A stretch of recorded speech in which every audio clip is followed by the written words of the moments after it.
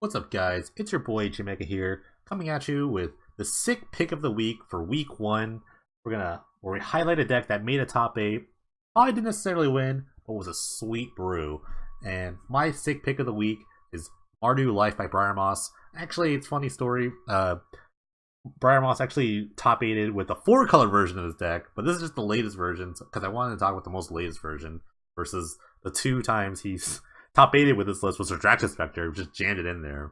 But so if you don't know this combo here, a lot of it revolves on emulating Soul Eater or Wall of Blood, using your life total as a resource to kind of pump up your guy really huge, and then maybe kind of get a 15 or 20, and you can do a lot of things with it. You can fling it, or you could I don't know, just kill them with it. I guess you could just kill them, but there's a lot of different things you could do. Children of Corliss kind of repumps your team. You just attack, fling it, kill it, or just kind of do a lot of random things. There's a lot of really different things you can do with it. And Briar Moss has really taken this sort of archetype, which isn't really new, but he has put a lot of different cool little things in here. So let's just talk about the deck. Let's try to talk. I think one of the big things that Briar Moss was really excited for is Aussie's Hovel. And Ancient Amphitheater has always been around, but just mana. Think like fast mana in general. And with the Nameless version, which is only a card that actually triggers these cards, you can get mana untapped, so there's that. Mana base is something beautiful here. Bunch of Nomad Outposts, bunch of these dual lands that sometimes come into play untapped, but not really. And then swamps, plains, mountains, all that good stuff. Vivid Marsh, only Vivid we have here. Children of Corliss, really a linchpin of the deck, really. Gains you life equal to the life you've lost this turn. So all the life you've paid, it kind of just combos back. So if you paid 10 life, you get 10 right back. And you can start doing stuff all over again. Really fun little card. Human Cleric Rebel. Just so many types in this card. But really, we gotta sack the children to get them through in the world. Soul Eater, one of the two kind of combo pieces here. This deck is crazy, you could just attack with this guy. On turn 2, just put it out and maybe control deck doesn't have an answer to it. You could be dead on turn 3. That's really the scary part. Probably pump it to 10 and fling it for the other 10. That's 20 damage right there. That's just a baseline of things, but yeah, this card does a lot of just different things. It controls your life total. There's a lot of different, or a couple of cards that kind of just control your life total, like Pulse of the Forge. Maybe you want less life to sort of Saddle Punch. It's an interesting card. Very threatening, must kill. It's a must kill card for sure. Tormenting Voice, it's not really a ton of good draw in red, which is, the deck is base red really. So Tormenting Voice is pretty good. You can kind of discard excessive pieces to your little combo and kind of even get it back with Claim to Fame, which is another awesome card in this deck. All the creatures cost 2 or less, except for Wall of Blood. And randomly giving your guy haste, you can just kind of push through the hasty Soul Eater. You never know. Fling another combo piece to the Soul Eater / Wall of Blood. Just making a huge guy and then just throwing it at your opponent's really good. Maybe I've never seen Brown do the full 20 with the fling. Although I haven't watched a ton of the games, but I think even 10 is enough probably. Then it's probably gonna be enough. Name of the version mostly here. I mean, removal is really good, but I feel like it's mostly here just to trigger the Ancient Amphitheater and Aussie's Hovel untapping ability.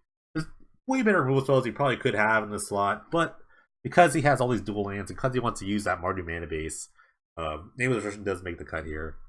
A little fun of Shelter here. Just, I guess, protects the Wall of Bloods, protects the Emulating Soul Eaters, protects the Children of Corliss against just, burn spells. Red's really popular, so red and black, probably the best popular cards. Pretty easy card to play.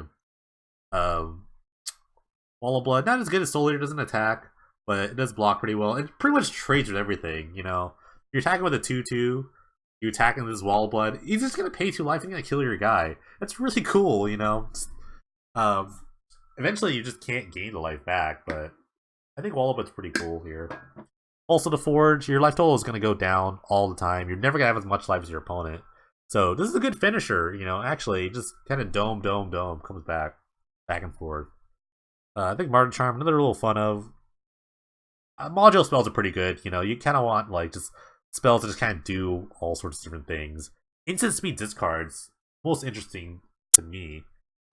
It's pretty rare to see that, so That's the most interesting part to me. You can kind of like pick a piece of the puzzle that, or pick a piece that your opponent's been holding, so you can kind of just like see what your opponent's doing. I think it's pretty good. Probably need second slot here. Insult to injury here. I think more for the insult part, the doubling damage. Doubling a fling is really good, you know. Like, you don't need to pay all the life for the Solier or the Wall of Blood, so just double that, fling, insult, done. Toil and Trouble, another interesting card. Target play loses 2 life, or kind of just domes people. I could see it's really good against the tutelage decks. They just draw cards all the time, you just trouble them. 7, here you go. Thanks for playing. And just draw 6 extra cards, why not? Interesting split card here. And Grenzo, another interesting card, Grenzo, in this deck. I'm not sure if it's actually needed in this deck. Of only 13 creatures, 3 of them being Grenzos. So, I guess it's just good enough. It puts cards in your graveyard, so you can kind of get them back. You can't really get anything back. I'm not really sure why Grenzo's in here. I guess you kind of want to dig through your deck a little bit. Finding Soul Eaters is really important. Finding Children is really important. So, it's another card that kind of just draws cards. Or, if you're flooded, it's randomly huge. That's good, I guess. Sideboard. White, I think, has the best sideboard options of this format right now. Sphere of Law hoses the red decks. Light of Day hoses the black decks. Seals, just, you know, random disenchant, why not? Hidden Dragon Slayer, good for the bigger creature decks. Probably good against like Reanimated, Rollgorge Dragon, things like that. Magro, I'm not sure why Magro's in here. I guess it's pretty good against the tutelage decks. Some of them a to play like, you know, discard this card, draw a bunch of cards, things like that. So maybe that's here for that. Nature's Ruin, Sea Layer Green. If you're black, you don't like green decks, you need to play this. And Totems and Fires of Furnace. You can see that a lot in these sideboards. Just kind of like graveyard removal. I think Furnace is a little more better because you have like Claim to Flame, things like that. You don't want to mess with that. Like I said, Brian Moss top 8 of the first 2 tournaments, and then kind of fell off a little bit. Well, went 2-2, respectable. But it's a great deck. So if you want to try it out, click the link below. You see Brian Moss' deck list. So Brian Moss, congratulations! You got sick pick of the week for week 1. I want to thank you guys for watching, and I'll catch you next time.